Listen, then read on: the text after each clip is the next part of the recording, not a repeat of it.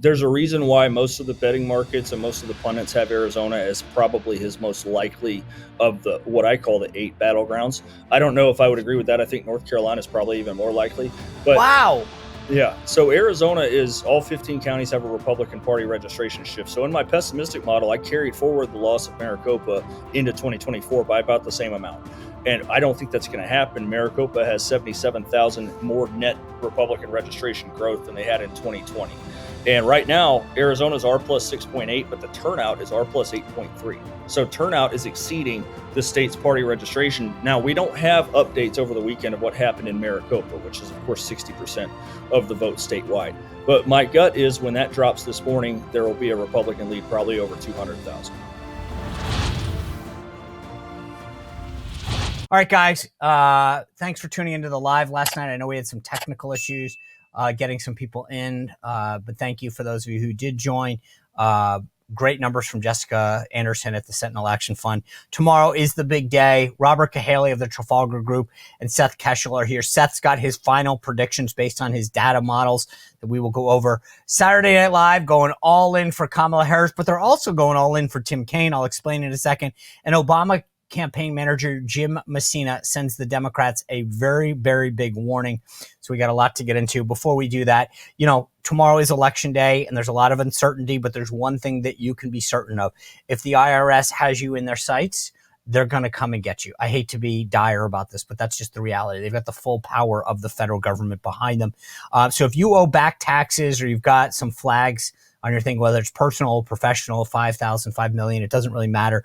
You need the folks at Tax Network USA on your side. They are connected to the IRS because of their years of expertise and their track record. They know who to call, what agents to make deals with. I mean, these guys are plugged in and they've recovered over $1 billion for their clients. So this is the kind of group that you need on your side to take on the federal government.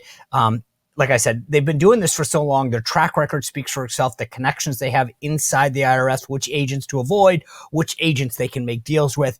So these are the folks that you want to call if you have a problem. You call them, chat with them. It's free. Talk to one of their strategists and see how they can help you. 1-800-905-8000 or visit tnusa.com/Sean Spicer. tnusa.com/Sean Spicer. All right. We got a lot of polls out there, but let me just surmise this by telling you it's close. We're going to go over these with Robert Cahaly of Trafalgar. Seth Keshel is here. He's got the models. So don't worry about how many yard signs you've seen or whether they're your coworker's uncle and those 3 people who've never voted and they're now voting for Trump or they switched to Harris. This is, we have a roadmap of data that tells us who voted already, how many people, where we were historically. That's what we should focus on. And we're going to talk about that with Seth. And then we'll talk about the latest poll with Robert Cahaly of Trafalgar, who, by the way, is pretty darn accurate. So this is important. And we get to see the direction these things are going in. By the way, Jim Messina, the Obama campaign manager, extremely worried about just that, the early vote. Take a look at his little chat with Jen Psaki. Okay, what's their biggest concern right now if you're the Harris team? Well, look, I think it's a couple things. The early vote numbers are a little scary, and you and I have been texting back and forth. Republicans didn't do what they did last time. Last time Trump said don't early vote, and so they didn't. Republicans do have an advantage in early vote numbers. When the early vote come in, it's going to look a little bit different than 2020, and that's scary. All right, well, they know that, right? So what are they doing? They're going all in. I'm not going to show it to you, but needless to say, Saturday Night Live went all in on Kamala Harris. Lorne Michaels, the executive producer, lied a few weeks back and said, I can't have either candidate on there because of equal, they had to have equal both sides on. That's the law on a broadcast network, not on a cable network, on a broadcast network, which NBC is. And then he lied and put Kamala Harris on. Now, here's why this is so great. Trump threw a flag on the field and said, this is a violation of FCC. And guess what they did? They were forced to give him equal time last night. He aired a direct-to-camera ad during NASCAR. So Lorne Michaels, the executive producer, cost them a ton of money.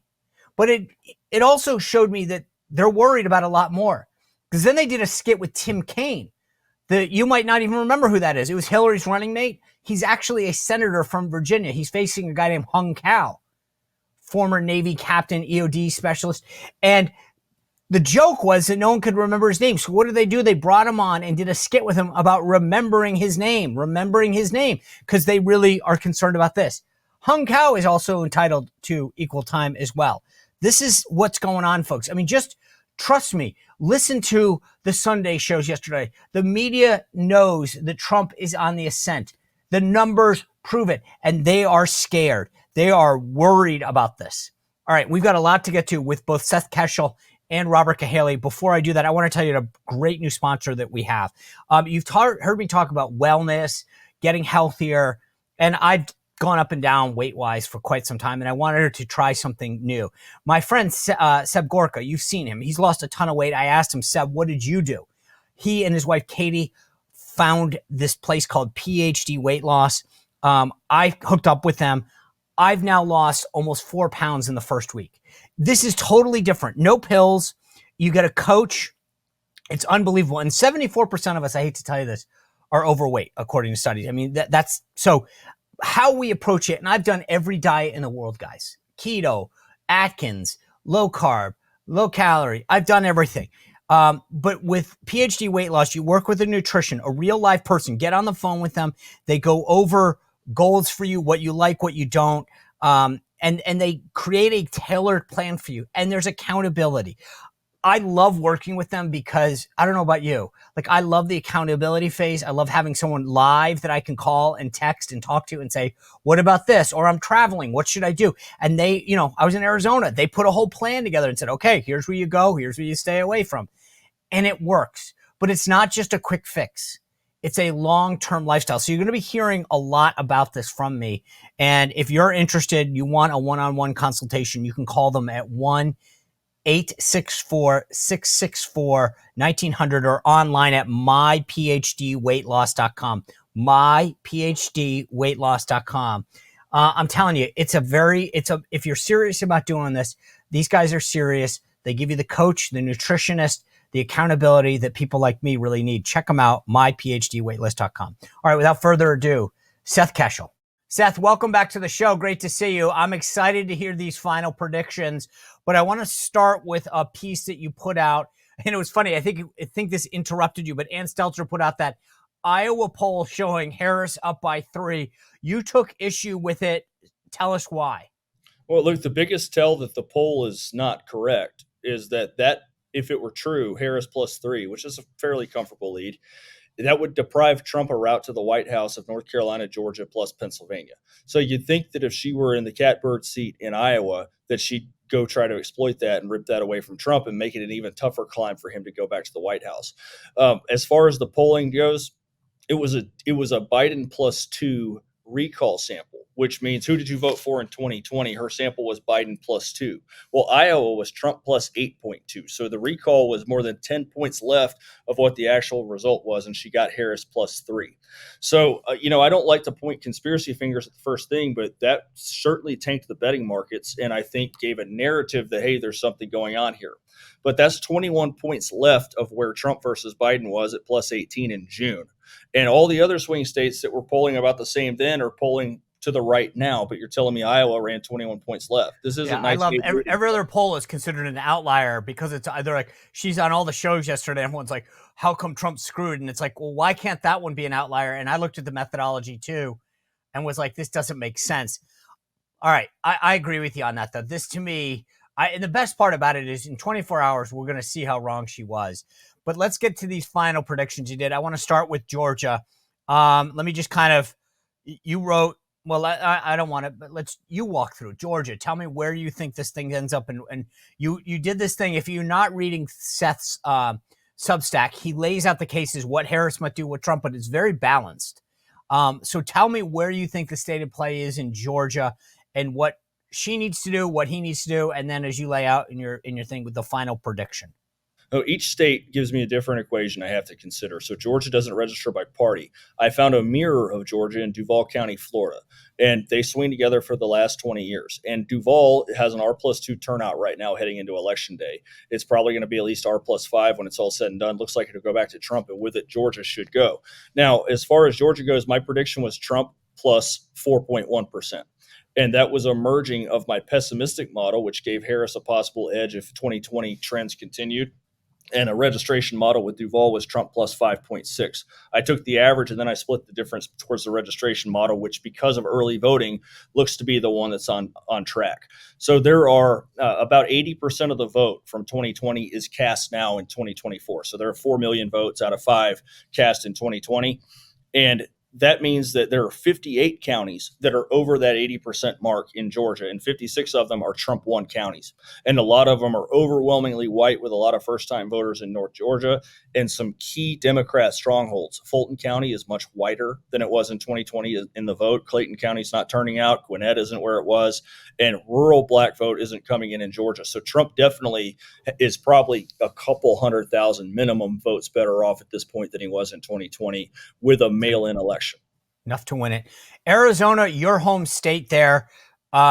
Your model has Trump, if I'm reading this right, winning by almost 300,000 votes, getting somewhere in the neighborhood of potential 7.1, or that's registration. Mm-hmm.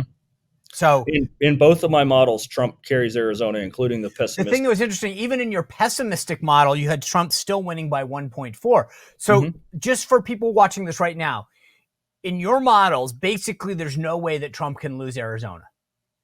There's a reason why most of the betting markets and most of the pundits have Arizona as probably his most likely of the what I call the 8 battlegrounds. I don't know if I would agree with that. I think North Carolina is probably even more likely. But wow. Yeah. So Arizona is all 15 counties have a Republican Party registration shift. So in my pessimistic model, I carried forward the loss of Maricopa into 2024 by about the same amount. And I don't think that's going to happen. Maricopa has 77,000 more net Republican registration growth than they had in 2020. And right now, Arizona's R plus 6.8, but the turnout is R plus 8.3. So turnout is exceeding the state's party registration. Now, we don't have updates over the weekend of what happened in Maricopa, which is, of course, 60% of the vote statewide. But my gut is when that drops this morning, there will be a Republican lead, probably over 200,000. Yeah, I feel the most bullish on Arizona. And when I'm reading through your thing, the average of these models is 3.36. I mean, this is very, very positive. I've had Arizona in the bag. And as I said, I was out in Arizona a couple weeks ago briefly, and I said to some folks out there, if we lost Arizona, I think it's over, right? I mean, my view is that's the most likely to go. And if you're losing Arizona, you're screwed. So I feel good about that. I also have been very, very interested in your take on Nevada for a lot of reasons in there. You talk from 2020 to 2024, there's been a 4.2 shift to the Republican side, which is a net gain of over 78,000 votes. Walk us through where you have Nevada. So the figures continue to change with mail-in updates that are coming in. They're not getting the numbers they need to pull the state back from Trump. So the party registration is only 9,000 registrations towards the Dems now. It's a half a point. And of course, when voter roll purges happen, they seem to only hit one party. You know which party that is. But in Nevada, we have the early vote data is just devastating for Democrats. In 2020, the Dems led early vote by more than 35,000. Right now, the Republicans lead by more than 40,000. So we've got a 75,000 swing in the ballot count for early votes. And of course, Republicans are always favored to take election day. All that considered, independents have been voting to the right in the Trump era. So the Trump has run on average 50,000 to the right of the registration advantage in Nevada. And right now, the registration advantage is almost nil. So I think that Trump has, my call was 2.5 points. And I think I'm pretty balanced because some people like Richard Barris polling suggests that Trump may even win Clark County, which hasn't happened for a Republican presidential nominee since 1988. Wow. I mean, it's funny because I've got Robert Cahaly coming up. He told me a couple months ago to be wary, a little careful of Nevada because of the turnout. But I think at this point, the data is just overwhelmingly, I mean, to your point, 75,000 votes switch on early vote to the Republican side through the registration. There's just so much. You know, in theory, the Democratic talking point is, well, we could make this up on election day, right? Well, that they can say that, but I always challenge people's logic on that. Look, 4 years ago, someone who didn't campaign got 81 million ballots based largely on last-minute rule changes that were not run through the legislatures. And that was on the strength of massive mail-in early vote. And Trump still won election day massively.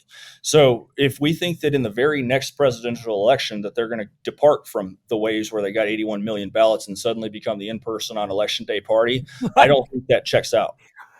Here's my concern. Nevada has this court ruling that came out that said, and this is what people have to listen to this, they will count ballots up to 3 days late and you don't need a postmark. And this is a state which everybody gets a ballot. So if you're the Democrats and you go, hey, we're down by 1,000, you go to an apartment building or something, find 1,000 ballots, mail them in because you don't need a postmark. Well, Nevada's definitely, because it only has 6 electoral votes, it doesn't get the attention that a more corrupt state like Michigan would. But they have automatic voter registration. They've got legalized ballot harvesting. But, with a lead like that, if Trump is going to continue to blow up the ballot count because of their low turnout and a much reduced party registration edge, I don't know that the juice is going to be worth the squeeze or that it's going to be believable. Now, Sam Brown for U.S. Senate, I think he'll run behind Trump. So he could find himself in that, what I call the Adam Blacksalt zone. Interesting. Okay. And that's although we are seeing a Brown surge at the end. Let's move on to North Carolina. The shift there from 20 to 2024, based on your analysis, is Republicans have gained 3.9% registration plus 280, 924 votes or registrations. That's not the narrative, Seth. That's not what the media wants us to believe. I had Governor McCurry was on this morning on our morning meeting. He says the people out west are voting heavily. What do you think your model suggests for how this thing turns out? I agree with the governor. I run just raw data that doesn't have an opinion on any of the politics of the day. And in Western North Carolina, I've always considered 29 counties to be west of the flood line. Now, not all of them were disparately hit. I think you're starting in Western Gaston County and moving out to the west. But it looks to me like all those counties are going to hit or surpass their 2020 vote count, except for Buncombe County, which is the Democrat stronghold there.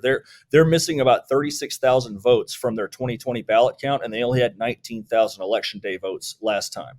So even if they hit their election day turnout from last time, they're going to be 16,000 ballots short in a 60-40 Democrat county. So I think that the Western North Carolina turnout is going to be exactly what I said it would, at least a 50 to 70,000 margin gain from 2020 for Trump. Then you look in the 2 big urban counties. So for her to win North Carolina, and her ceiling is maybe 30,000 votes in the worst case, for her to win it, she's going to have to get reduced Trump turnout everywhere, disappointing margins, and massive, overwhelming support from Wake and Mecklenburg counties. And those counties are well behind their 2020 ballot count, not on pace to hit it. And I think that you're going to see an increase in black support with a reduced turnout of that demographic for Trump. 96 counties more Republican than they were last time around. And the reason he's going there, people are worried that Trump's going to North Carolina. Well, I always say you can't allow North Carolina to get Georgia'd, because nobody thought that Georgia was going to be a close state that was within the reach to have what happened to it happen. So without North Carolina, it's a very, very steep hill to 270. With it, all you need is Georgia plus Pennsylvania. Okay, let's move on to Pennsylvania. You talk about the big shift here. Democrats were up 7.5% in registration. They had a 685,000 registration advantage. That is now down to 3.1. It's 281. It's a net shift, according to your analysis, of 404,000 votes.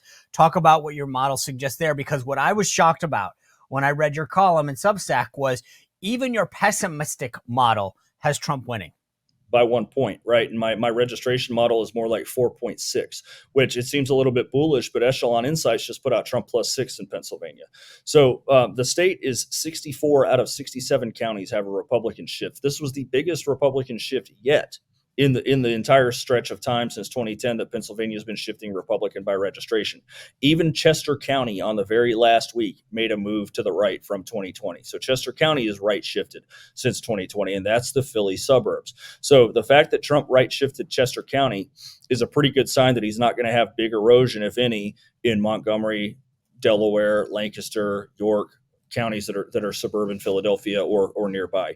So it's a really big deal. Even the Puerto Rico hoax failed. Trump is about 6 points stronger with Eastern Pennsylvania Puerto Ricans than he was, according to a recent poll.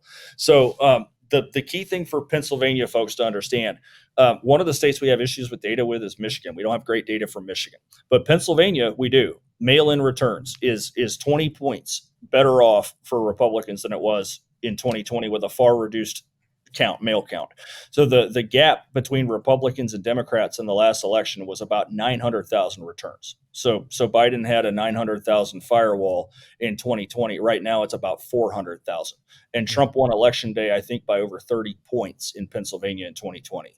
So Trump is where he really only needs to win election day in the mid double digits, about 12 to 14 points to get over that firewall. So Pennsylvania is definitely a difficult place for somebody who I believe has probably never held a wrench or a hammer in her life.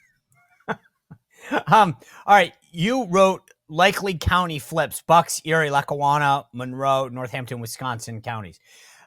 Let me phrase it to you a different way, because I want to ask you this before we get to Wisconsin, is what county on election night, if I want to know how Pennsylvania is going, do I want to look at to say, hey, the Dems aren't performing where they should, Republicans are overperforming, or whatever? Where is that one spot in PA that I want to watch? So it used to be Luzerne County was the presidential bellwether, and it had been correct from 1936 to 2016 for whoever won Pennsylvania's electoral votes. Well, it has sort of gone the way of Ohio, and it's just red now. And I think that the two that the goalposts have moved to are Erie and Northampton counties. And those are the big working class bellwethers. Trump won them both narrowly in 2016. I believe he should have won them both in 2020, but it was a different set of rules. But all the registration figures look to me like Trump should have both of them by at least 5 points.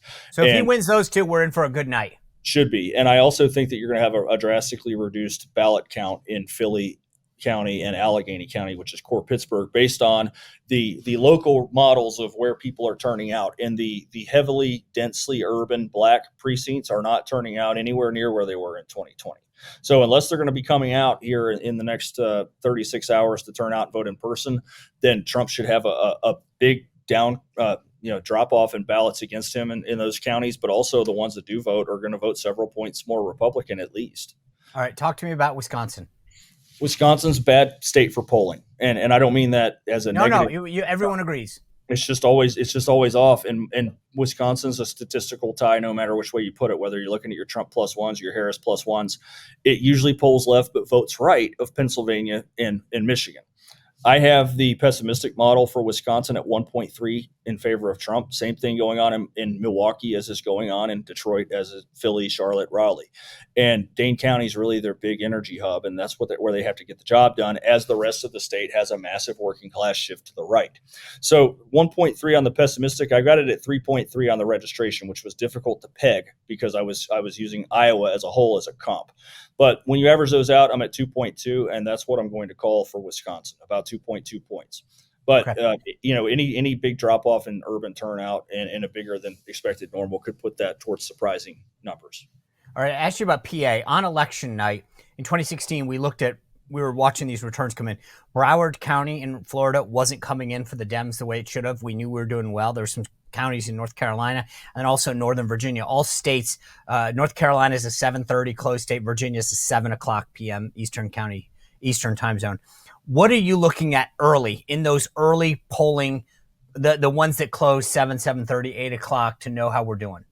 Florida is going to be big now. It's not going to, they'll probably call Florida pretty quick this year. Florida, of course, does a good job getting its ballot count out there. It's got 2 different time zones, but Florida right now has an R+10.5 turnout. Before election day, it was a D+ turnout, D+1 turnout in early vote in 2020 when Trump won by 3.5. So I think if Florida is on its way to a 10, 12, 14 point Trump win, what people need to understand is that Pennsylvania and Michigan, except for the safest and most secure election of all time in 2020, always move the same way Florida goes. So there's a big working class dynamic. So Florida at Trump +10 is a big sign that there's a working class shift that's well in favor of Trump. And no Republican has ever carried Miami-Dade County and not won the presidency. That's happened 7 times. In North Carolina, you're going to be looking at ballot counts and margins in Mecklenburg County and Wake County. They are probably going to reach their numbers in the research triangle. Now, when you say their numbers, does that mean that Trump has to overperform there or hold his own there in Mecklenburg and Wake? I don't think they're going to match the margins that they put up last time. I've got Mecklenburg and Wake both coming in about 10,000 shy of their margins. So Trump they can't, if they don't do as well, that's a good sign. Correct. And the turnout numbers are better in both for Republicans than they were in the early vote. Now, North Carolina, another thing, we're 300,000 ballots better off in the early vote than we were at this point in 2020. The Democrats had a lead in the early vote of about 240,000. So we are now leading the early vote by about 40. Awesome. All right, Seth Keshel, this is super helpful because this is the key thing. Yard signs don't vote, offices don't vote, people vote, and you are data based. And that's what I love about the conversation today. I appreciate you checking in with us and giving us these final predictions as we're less than 24 hours out now. Oh, thanks for having me on, Sean. Always good. Always good Thank to be you, with you. sir. You bet. All right, great conversation with Seth. See, that's what I'm talking about. Data. That's what drives all this stuff. Not yard signs or how many cousins you talk to in your office. Anyway, Robert Cahaly is now going to give us the latest polling out of Trafalgar in these battleground states. Before I do that, look at how wired I am. I get going. I need something at the end of the day to wind down. I have been doing Beam Stream Powder. If you listen to the show, you know how amazing this is. It has got all this natural stuff that we talk about: magnesium, melatonin, reishi, apigenin, all the stuff that's natural. It's in an amazing, amazing flavor. The cocoa cinnamon's fantastic. The peanut butter or the brownie, fantastic. I take 1 scoop in water, stir it, put it in the microwave for 30 seconds to a minute. Depends if you want to make it cool down or not. And then 30 minutes later, your head hits the pillow and you don't get up. And when you wake up, you are refreshed and ready to go. No grogginess, no nothing. I love this stuff. It is amazing. And I'll be honest, a couple times that I've skipped it, I feel it. I can't get to bed. My thoughts are racing and then I'll wake up and whatever. When I take this stuff, I fall asleep. I have a sound night's sleep and I wake up ready to go. If you have trouble falling asleep or staying asleep, try Beam's Dream Powder. You can get up to 40% off for a limited time when you go to shopbeam.com/Spicer and use code Spicer. Shopbeam.com/Spicer. Use code Spicer for 40% off. And trust me, I would get both flavors, at least the cocoa cinnamon and the brownie, because that's what I love. All right, let's bring in Robert Cahaly of the Trafalgar Group to go over the latest polling. Robert, always great to see you. Thanks for making time for us. Absolutely. All right, I got to ask you, as one of the best in the business, about this Iowa poll. Well, there you go. Thank you very much. I know you would ask that. Well, good. Then, but not just a pollster, but you're also a savant. I looked at it like, how does this pass the smell test? How does this pass the smell test when the methodology is that wrong between the number of people that the recall question alone? Well, absolutely. And so, I mean, I hate to put motives to anybody, but I'm not even sure. I mean, I feel like maybe some people's names got associated with this that might not have even been involved in it. Sometimes people's reputations get used.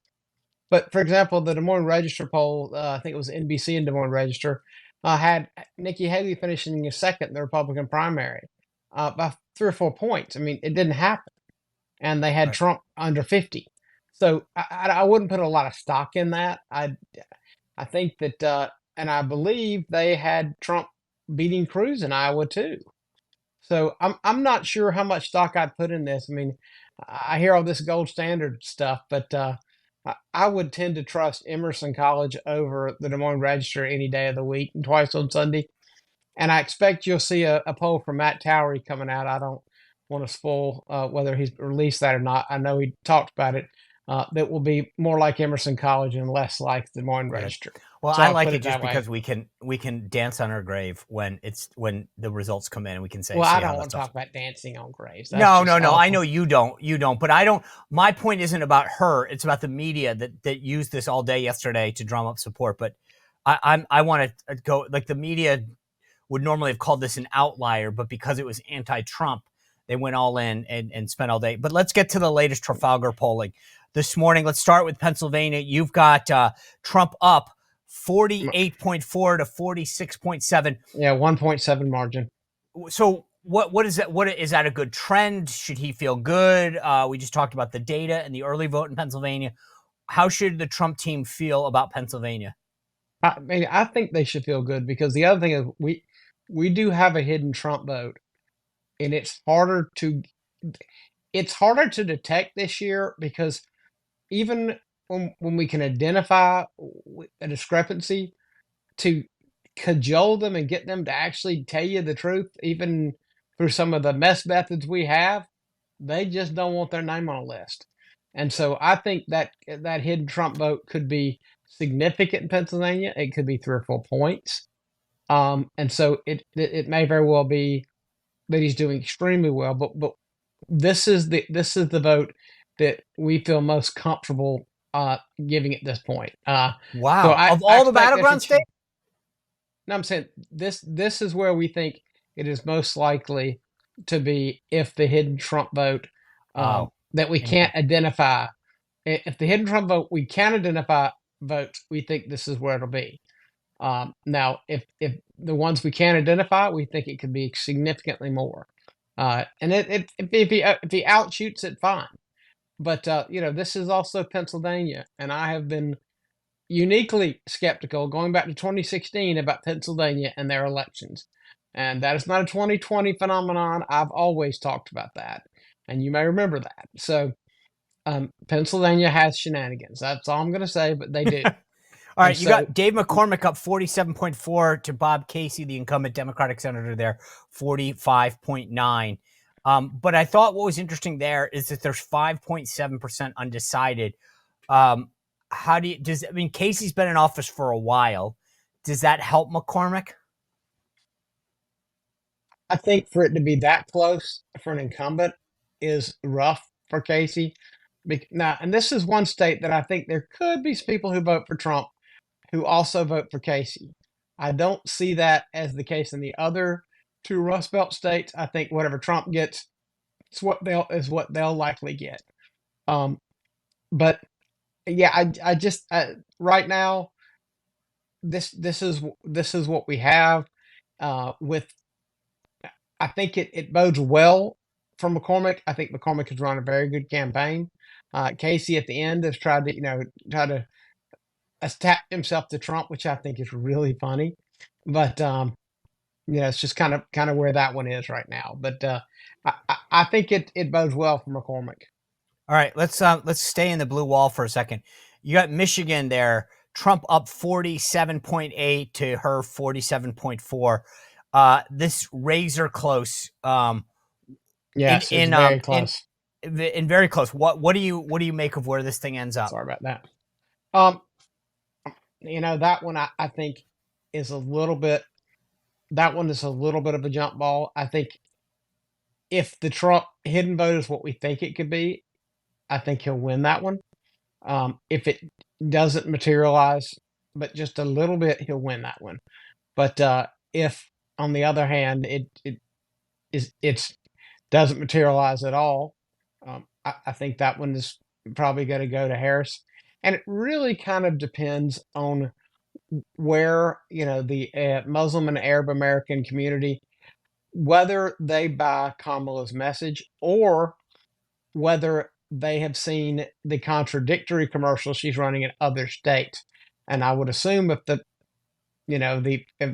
campaigns were smart, they would be saying, here's what she says in our state, here's what she says in other states.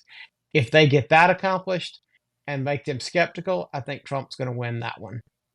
The thing that's interesting is this poll that you guys just put out also shows former Congressman Mike Rogers up 47.4. I mean, by 1/10 of a point over current Congresswoman, Democratic current Congresswoman Alyssa Slotkin, 47.3, 1/10 of a point. Again, in this state, 5% undecided. But it seems to me, at least, that the momentum is with Mike Rogers. Well, there's no question, because he is not running against an incumbent. He is not running against somebody who has any real ties outside of her district. When they were running against Stabenow or Peters, I mean, that was different. These guys were established, that they had constituent service and stuff like that. That can sometimes put an incumbent over the line, and she didn't have any of that outside of her district. Okay. Continuing to our final blue wall state in Wisconsin, you always remark on how tough it is to poll there. But your latest poll has Harris up by a hair there, 48.2 to Trump's 47%. So that's a 1.2 percentage. What would you say to Team Trump to encourage them if, in fact, she's barely up? Well, I would say do as much as you can to dissipate and to counteract the same day registration and voting. And that means if the if the Harris campaign is going to be running through college dorms, getting people to hop on a bus with some beer on it, and maybe fraternity guys talking to sorority girls and vice versa, maybe you need to be doing the same thing and getting as many people as you can to go register and vote the same day, because that is a significant thing. And I don't know whether I give the statistic on your show or not, but 2022, 2023, and 2024, every person who registered to vote, more than 50% of them registered to vote in November of 2022.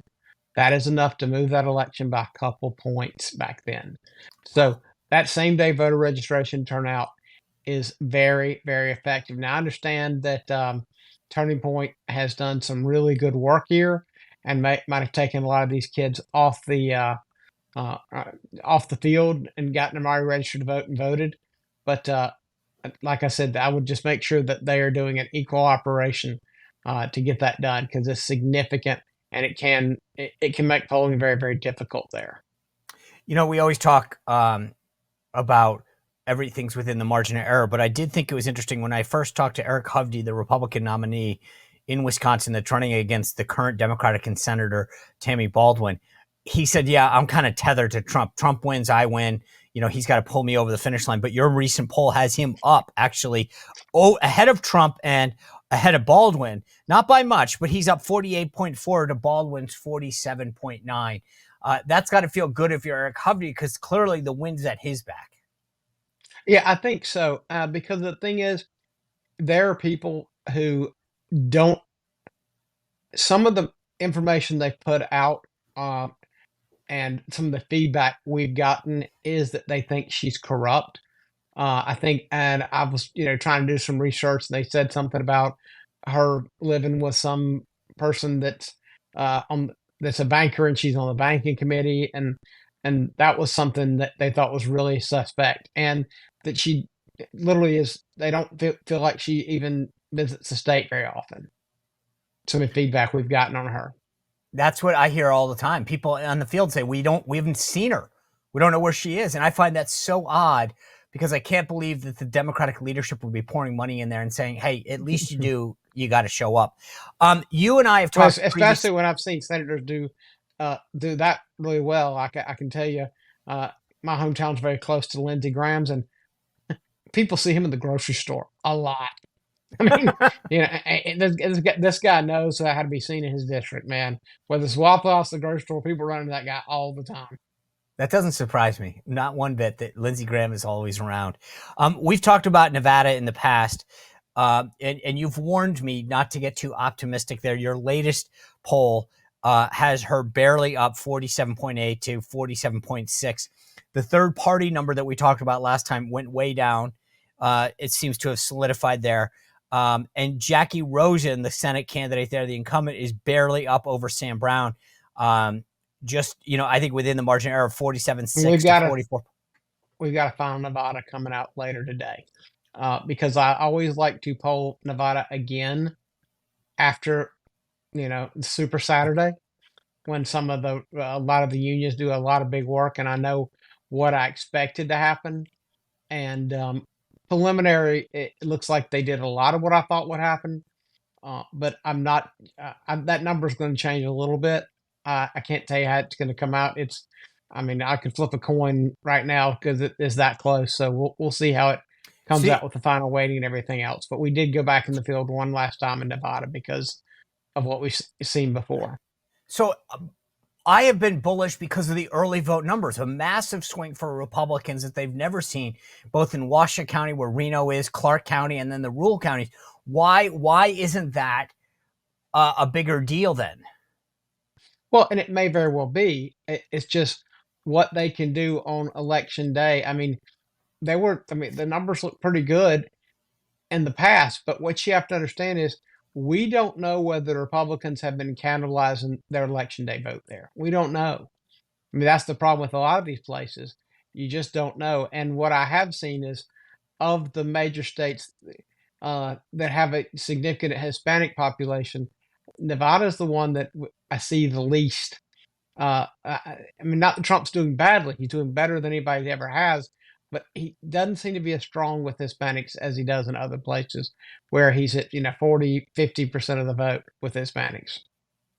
In North Carolina, you have Trump up 49.4 to her 46.2. That's almost 30 points. And it's almost 50% too. I feel North Carolina was one that gave me a little concern. You've talked about that in the past. I've heard a lot about Western North Carolina actually coming out in droves to vote, but not the county that the Dems need. A lot of positive news coming out. That poll seems to indicate that Trump is in a decent position to do well there. Yes, I think that that may very well, of the battleground states, be Trump's largest margin. But let me also say this: Georgia and North Carolina are unique in that we see the least hidden Trump vote of any of the other states. So we don't see a huge difference with Georgia and North Carolina.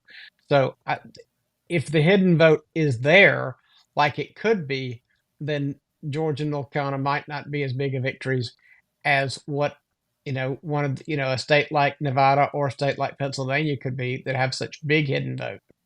Yeah, and Georgia, you name checked it. You guys have Trump up there, 48.3 to 45.9. Again, it's a more comfortable lead than some of these other states where it's a tenth of a point. So I mean, I feel good about Georgia as well.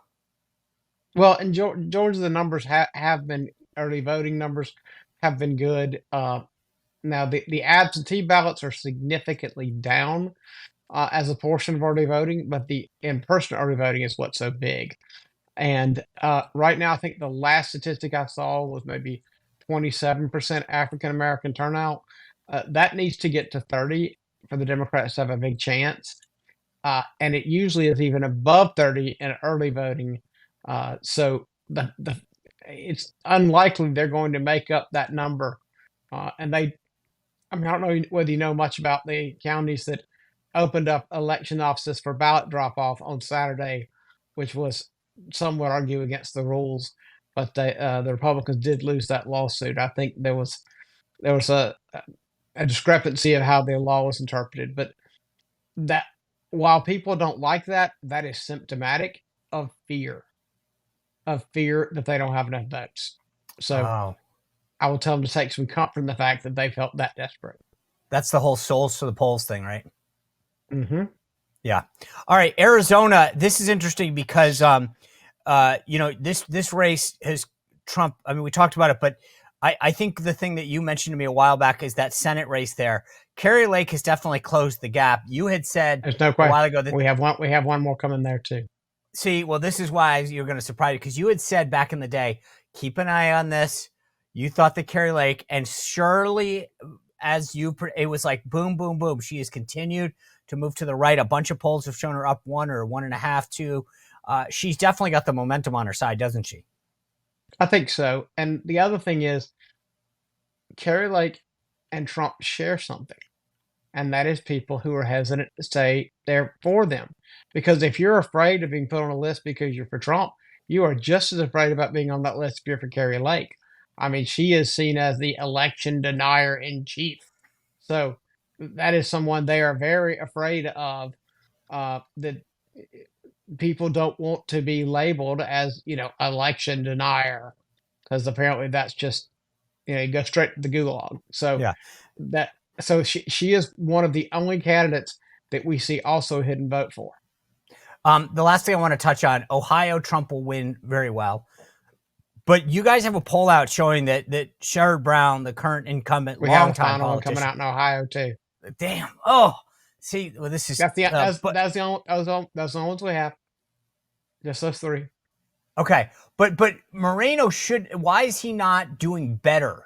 Well, the one thing about, believe it or not, Sherrod Brown has always had people who think of him as a regular working man's candidate.